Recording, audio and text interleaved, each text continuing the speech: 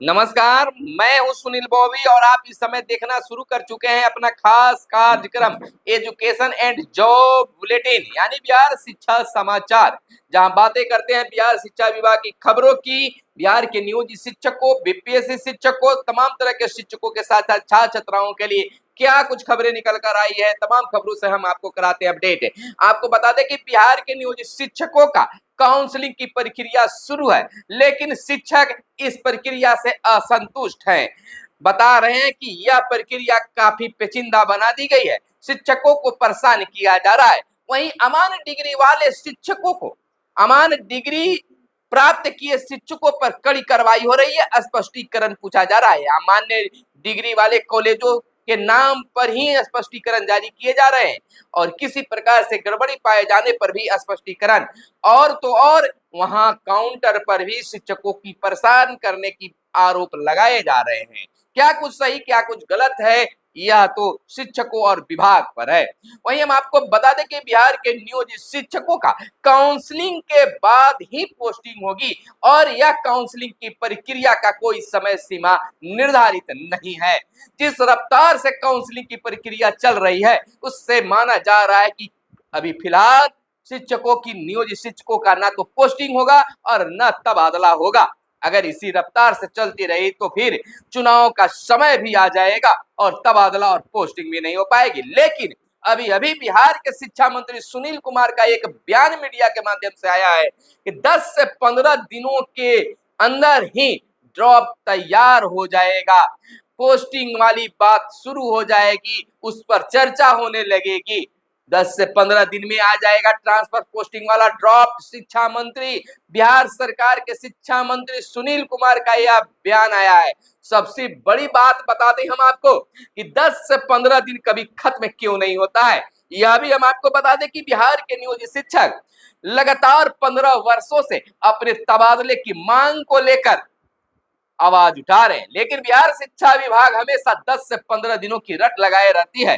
अलबत्ता कभी सॉफ्टवेयर बनाने की बात, तो कभी वेबसाइट बनाने की बात, तो कभी कुछ बनाने की बात, कभी कमेटी कमेटी की खेल, यह चलते रहती है। और 2003 से 2024 तक ना तो कोई तबादला हुआ और ना ही कोई प्रमोशन ही मिल पाया है। बेचारे नियोजित शिक्षकों पर अलबत्ता कार्रवाई की डंडा चलते रहती है। वहीं आगे की खबर हम आपको बता दें कि नियोजित शिक्षक परेशान होकर मांग कर रहे हैं कि हमें जल्द ही तबादला और पोस्टिंग की जाए। वहीं एक बड़ी खबर भी बीते दिन निकलकर सामने आई, जिससे शिक्षकों में कुछ खुशी की लहर आई है। कुछ छुट्टियां जो के पाठक, पूर्व आईपीएस जो थे, आईएएस जो हैं और शिक्षा विभाग के अपर मुख्य सचिव के रूप में रहे हैं, के पाठक के द्वारा छुट्टियां काट ली गई थी। जैसे रक्षाबंधन की छुट्टी समाप्त कर दी गई थी। बीते एक साल की याद करेंगे तो रक्षाबंधन के दिन चाहे तो शिक्षक स्कूल में ड्यूटी कर रहे थे या कहीं ट्रेनिंग स्कूल में ट्रेनिंग कर रहे थे, लेकिन इस बार जो कमेटी के रिपोर्ट के आधार पर रक्षाबंधन, तीज, जितिया पर स्कूल बंद रहेंगे।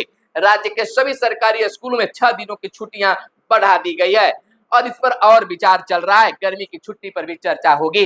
रक्षाबंधन पर 19 अगस्त को और हरतालिका व्रत यानी तीज पर 6 एवं 7 सितंबर को 2 दिनों की छुट्टी तीज पर दी गई है और जीवित पुत्रिका व्रत यानी ज्योतिया पर यानी 25 सितंबर को तथा गुरु नानक जयंती व कार्तिक पूर्णिमा पर 15 नवंबर को छुट्टी दी गई है। सरकारी स्कूल बंद रहेंगे इस दिन। आपको याद दिला दूं कि राज्य के सामान्य एवं उर्दू विद्यालय में यह छुट्टियां में दी गई है और इस पर आगे की भी विचार चल रही है। वहीं ट्रांसफर पॉलिसी लागू करने की मांग किया गया है। सरकारी स्कूलों में पर्व त्योहारों की छुट्टियों की पुनर्बहाली पर शिक्षा विभाग के अपर मुख्य सचिव डॉक्टर एस सी राज के प्रति आभार जताते हुए टीएटी एसटीटी उत्तरी नियोजित शिक्षक संघ ने कहा है कि सक्षमता परीक्षा पास शिक्षकों सहित सभी कोटि के शिक्षकों का ट्रांसफर पॉलिसी लागू करते हुए पदस्थापना की कार्रवाई अविलंब की जाए। वहीं हम आपको बता दें कि जो शिक्षक सक्षमता परीक्षा नहीं दी है, उनको 23 अगस्त को सक्षमता परीक्षा की बातें आई है, लेकिन अभी तक कोई खास पहल नहीं किया गया है। देखना यह होता है कि 23 तारीख को यह परीक्षा होती है या नहीं। नियोजित शिक्षक आस लगाए बैठे हुए हैं। वहीं प्राइवेट स्कूलों पर 25,000 तक जुर्माना, ज्ञानदीप पोर्टल पर सीटों की संख्या को अद्यतन नहीं करने पर कार्रवाई भी होगी। वहीं हम आपको बता दें कि लगातार शिक्षक जो हैं कार्रवाई के जद में आ रहे हैं। हमेशा शिक्षकों पर कार्रवाई हो रही है। बिहार के सभी स्कूलों में कम से कम एक पौधा लगाने की जिम्मेवारी वहां के शिक्षकों और प्रधानाध्यापकों पर दी गई है। 20,000 प्रारंभिक स्कूलों में पोषण वाटिका को विकसित किया जा रहा है। जिलों को प्रगति रिपोर्ट मध्याह्न भोजन निदेशालय को भेजने का निर्देश दिया गया है। पौधारोपण का उद्देश्य बच्चों को पर्यावरण संरक्षण के प्रति जागरूक करने की बात है। वहीं हर शनिवार प्रखंड के एक स्कूल में होगा तिथि भोजन। तिथि भोजन को आपको हम समझा दें कि तिथि भोजन का मतलब यह है सरकारी स्कूलों में कि वहां तिथि भोजन कराया जाएगा, यानी कि बच्चों के मनपसंद बेहतरीन खाना जैसे पूरी, सब्जी, सेवई, खीर या फिर पूरी, बुनिया, सब्जी आदि परोसे जाएंगे, यानी बच्चों की उस दिन चकलस होगी। यह बड़ी पहल बिहार शिक्षा विभाग के द्वारा है। वहीं 6 माह में 1 लाख से अधिक बच्चों का बना बाल आधार। सूबे के प्रत्येक प्रखंड के 2 स्कूलों में चल रहे हैं आधार सेंटर पर बने बाल आधार। जनवरी से जून तक कुल 1,36,110 बच्चों का बन चुका है बाल आधार। UIDAI के आंकड़ों से यह खुलासा हुआ है। इस साल किस माह बने कितने, इसका भी रिपोर्ट जारी किया गया है। तो लगातार बच्चों के आधार कार्ड बनाने की प्रक्रिया शुरू है। वहीं बिहार के 42 संस्थान छात्रवृत्ति फर्जीवाड़े में फंस गए हैं। केंद्र सरकार ने दिया जांच का आदेश। प्री मैट्रिक व पोस्ट मैट्रिक छात्रवृत्ति से मिली है गड़बड़ी। वहीं हम आपको बताते चले अगली खबर कि परीक्षा की तैयारी करने वालों को मिलेंगी किट। आपको बता दें कि श्रम संसाधन विभाग के तत्वाधान में जिला नियोजनालय एक तरफ जहां बेरोजगार युवक युवतियों को जॉब कैंप आयोजित कर रोजगार मुहैया करा रहा है, वहीं कई योजनाओं का लाभ भी दे रहा है। इसी के तहत श्रम संसाधन विभाग नियोजन सेवा का विस्तार व नियोजन सह व्यवसायिक मार्गदर्शन योजना के तहत योग्य अभ्यर्थियों को टूल किट व स्टडी किट उपलब्ध कराने जा रही है। वहीं 6ठी से 12वीं के बच्चों को भी दिए जाएंगे निपुण किट।